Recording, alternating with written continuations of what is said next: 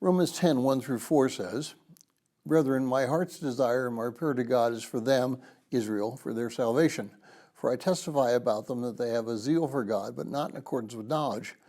For not knowing about God's righteousness and seeking to establish their own, they do not subject themselves to the righteousness of God. For Christ is the end of the law for righteousness to everyone who believes."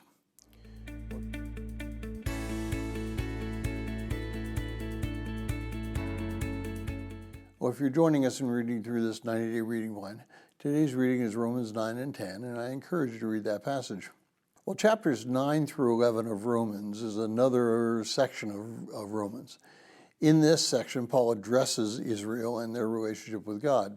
Chapters 9 and 10 quickly talk about who they are currently and where they are currently and what they're trying to do. Chapter 11 shows their future in Christ. Now, I'm a fan of a man by the name of Dennis Prager.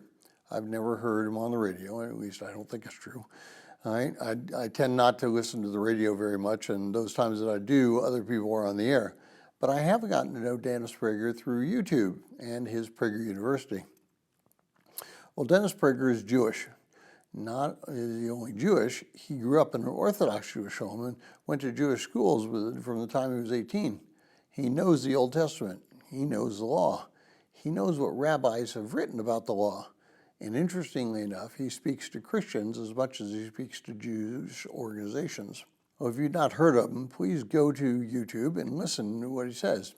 You might not agree with all of what he says, but you can tell that in his heart he's seeking God and a relationship with him. God has not cast away his people.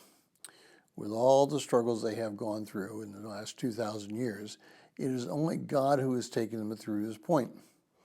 There are many who are in Judaism who are not seeking after God, and eventually they will be shown how they might have a relationship with Christ that they are unknowingly seeking.